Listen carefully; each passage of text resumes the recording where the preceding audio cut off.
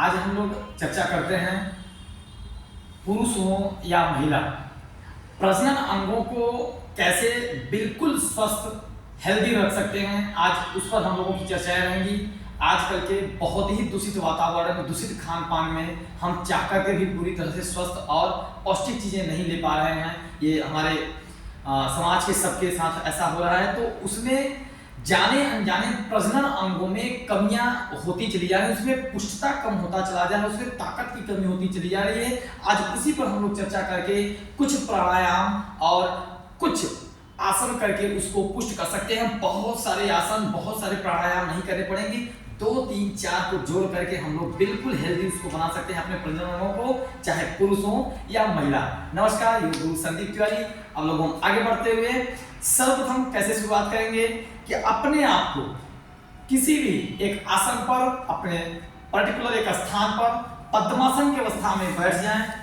जिनसे पद्मासन बन पा रहा है, नहीं बन पा रहा है तो इसके लिए कोई भेड़े की बात नहीं है, जैसे बन सकते बैठ सकते हैं, बैठेंगे। ऐसे सुखासन लगा करके अपने मूल बंध को एक्टिवेट करेंगे। वो कैसे किया जाता है? मूल बंध के अभ्यास के लिए पद्मासन में बैठ जाएं, सुखासन में बैठ जाएं, हाथों को ज्ञान मुद्रा में लगाएंगे, तर्जनी और अंगूठे के पोर को यूं आपस में मिला करके ऐसे अपने घुटने पर रख दें और अपने स्पाइन को, रीढ़ की हड्डी को, मेरुरज्जु को बिल्कुल सीधा रखेंगे, तान के नहीं रखेंगे, नॉर्मल सीधा रखेंगे। और अपने अनस को यानी गुदा को ऊपर की ओर कॉन्ट्रैक्ट करेंगे, खींचने की कोशिश करेंगे, संकुचित करेंगे। ऐसे करेंगे, गुदा ऊपर की ओर सिकुड़ना शुरू हो जाएगा और उसको वहीं पर रोक करके रखेंगे। गुदा को संकुचित करके रोक कर रखेंगे, यथाशक्ति, यथा क्षमता अनुसार रुक करके फिर उसको रिलीज करेंगे। अपने क्षमता को धीरे धीरे बढ़ाने की कोशिश करेंगे। एक बार में ज्यादा से ज्यादा समय रुकने की कोशिश करें। घबराने की जरूरत नहीं होती है, शुरुआत में बहुत कम समय सबके साथ होता है। धीरे धीरे वो क्षमता बढ़ता जाता है। श्वास छोड़कर के रिलैक्स हो जाएं, नॉर्मल ब्रीदिंग करें, फिर उसका अभ्यास करें। कम से कम 10 बार जरूर दोहराएंगे इस मूल बंध के प्रक्रिया को। फिर उसके बाद उद्गीत प्राणायाम कर लेंगे, जो ओम के उच्चारण से उद्गीत प्राणायाम किया जाता है। इसका चर्चा बृहद रूप से हम लोग पीछे वीडियोज में कर चुके हैं। ज्ञान मुद्रा लगा करके ओम के उच्चारण से उद्गीत प्राणायाम होता है। फिर उसके बाद मार्जर आसन किया जाता है। मार्जर आसन के लिए अपने ही आसन पर ही यूं ऐसे घुटने के बल हो जाएंगे, हाथ को, घुटनों को अपने कूल्हे के लेवल में रखेंगे और उसके चौड़ाई में अपने हाथ को रख देंगे और श्वास लेकर सिर ऊपर, कमर अंदर करेंगे।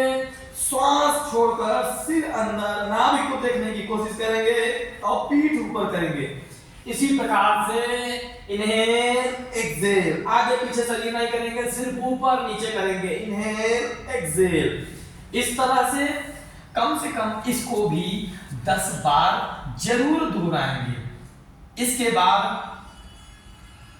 एक होता है श्वेत बंधासन या स्कंधासन।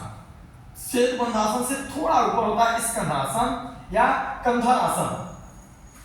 जिनका अभी केवल श्वेत बंधासन बन पाता है, वो श्वेत बंधासन के लिए यूं ऐसे लेट जाएंगे, दोनों पैर ला करके लगा देंगे कूल्हे के पास।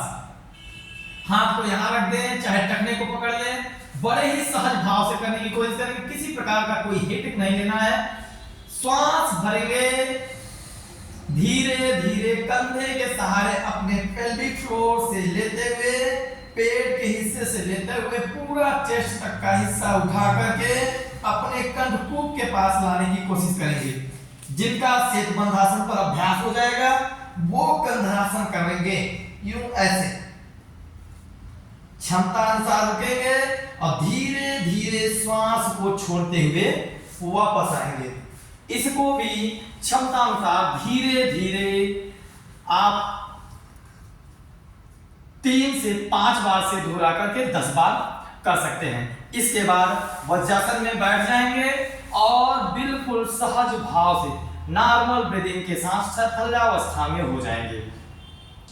फिर इसके बाद कम से कम 3 से 5 मिनट अनुलोम विलोम कर लेंगे।